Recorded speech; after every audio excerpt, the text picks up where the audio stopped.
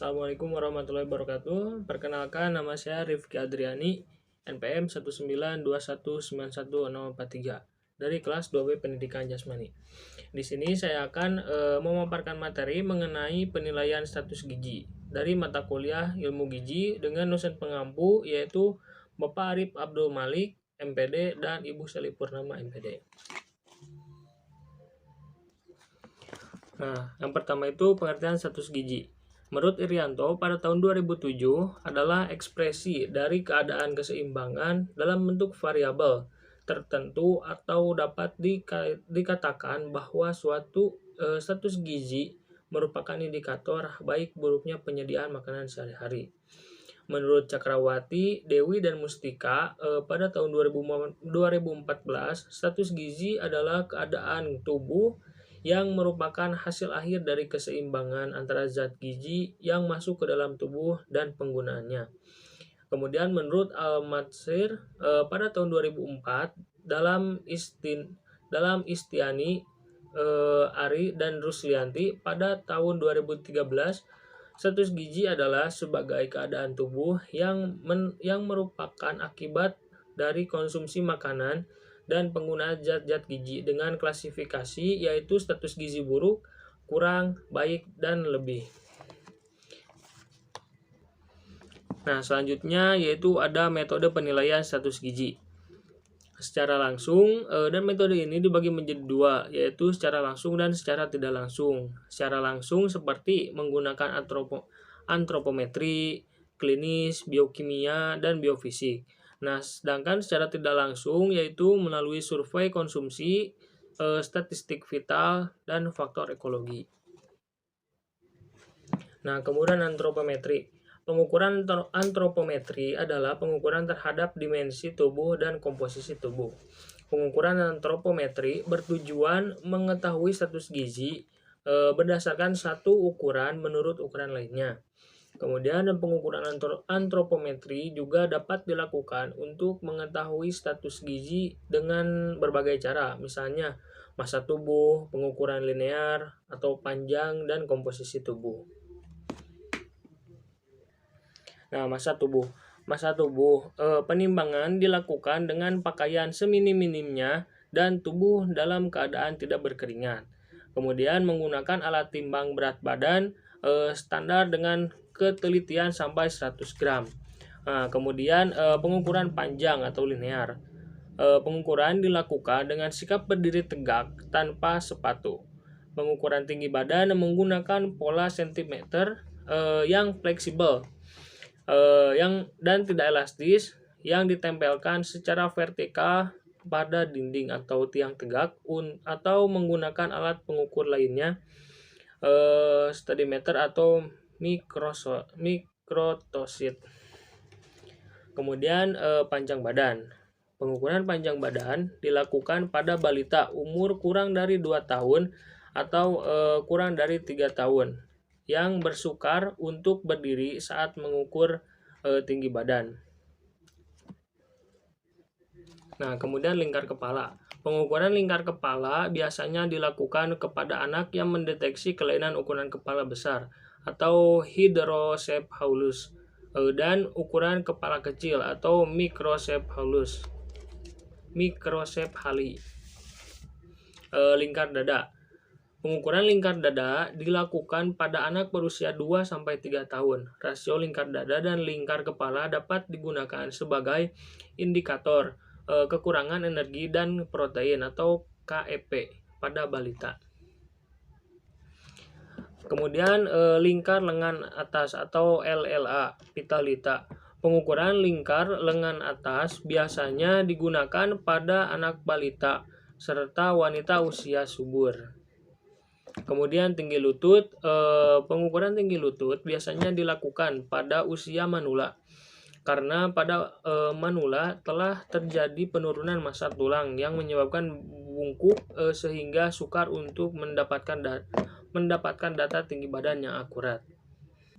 Nah, kemudian ada komposisi tubuh. Di antaranya yaitu ada bicep, kemudian ada tricep, ada subscapula dan suprailiaka.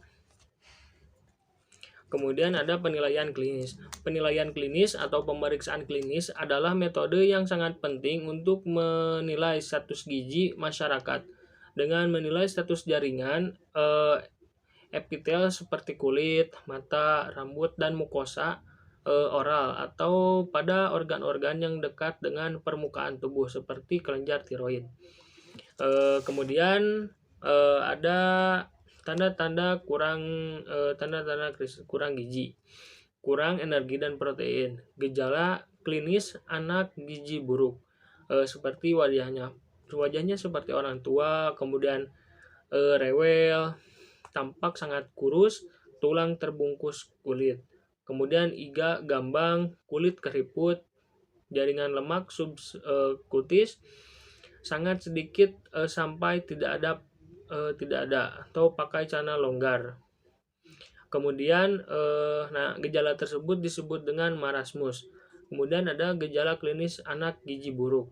Contoh-contohnya seperti rambut tipis, merah, kemudian pada kedua punggung kaki bisa edema pada kedua punggung kaki atau bisa seluruh tubuh. Kemudian rambut jagung mudah dicabut tanpa rasa sakit atau dikatakan rontok. Kemudian ada kelainan kulit seperti atau dermatosis. Wajah membulat dan sembab, pandangan mata sayu, pembesaran hati, sering disertai penyakit seperti infeksi akut, diare, ispa, dan lain-lain. Kemudian apatis dan rewel, otot mengecil atau hipotropil. Selanjutnya itu ada penilaian biokimia. Penilaian biokimia atau pemeriksaan laboratorium atau biokimia dilakukan melalui pemeriksaan spesimen jaringan tubuh seperti darah, urin, tinja, hati, dan otot yang diuji secara laboratoris terutama untuk mengetahui kadar hemoglobin, ferritin, glukosa, dan kolesterol. Kemudian ada penilaian biofisik.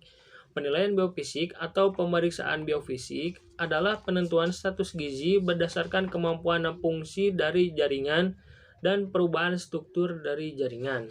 Kemudian faktor yang berpengaruh terhadap status gizi dari kebiasaan makanan, status gizi jelek, kemudian gizi kurang seperti KKP, anemi zat besi, kurang vitamin A, gaki, dan lain-lain. Kemudian ada gizi lebih seperti jantung koroner, hipotensi, hipertensi, diabetes, kemudian obesitas, kanker, dan lain-lain. Dari kebiasaan makanan jelek. Nah, kemudian dari kebiasaan makanan baik, status gizi baik dan sehat. Nah, kemudian cara penilaian status gizi berdasarkan pengukuran antropometri, indeks massa tubuh atau IMT. Untuk mengetahui status gizi orang dewasa berusia 18 tahun atau lebih. Kelebihannya yaitu pengukuran sederhana dan mudah dilakukan. Dapat menentukan kelebihan dan kekurangan berat badan. Kekurangannya yaitu hanya dapat digunakan untuk menentukan status gizi orang dewasa atau usia 18 tahun ke atas. Tidak dapat diterapkan kepada bayi, anak, remaja, ibu hamil, dan olaragawan. Tidak dapat digunakan untuk menentukan status gizi bagi orang yang menderita sakit edema, asites, dan hepatomegali. Nah, ini adalah contoh dari penilaian status gizi. Diketahui usia 20 tahun, kemudian tinggi badan atau TB 158 cm dirubah menjadi meter jadi 1,58 meter. Kemudian berat badan atau BB sama dengan 53 kg. Kemudian dimasukkan ke dalam rumus perhitungan. Jadi 53 diambil dari berat badan dibagi 1,58 diambil dari tinggi badan, hasilnya dikuadratkan dan hasilnya 21,23. Berarti status gizi putri, dan kebetulan ini adalah namanya putri, adalah normal. Nah, kemudian contoh satunya lagi diketahui usia 20 tahun, kemudian tinggi badan 1,68 meter, kemudian berat badan 70 kg. perhitungan 70 diambil dari berat badan. Kemudian 1,68 diambil dari tinggi badan. Dibagi 70 dibagi 1,68 kuadrat sama dengan 24,8. Dan berarti status gizi Dudi ini kebetulan adalah Dudi, saudara saya dua-duanya, adalah normal. Nah, mungkin hanya sekian dari contoh penilaian status gizi. Mungkin hanya itu saja yang dapat saya sampaikan. Mohon maaf apabila terdapat banyak kesalahan. Wabillahi taufiq wal hidayah. Wassalamualaikum warahmatullahi wabarakatuh.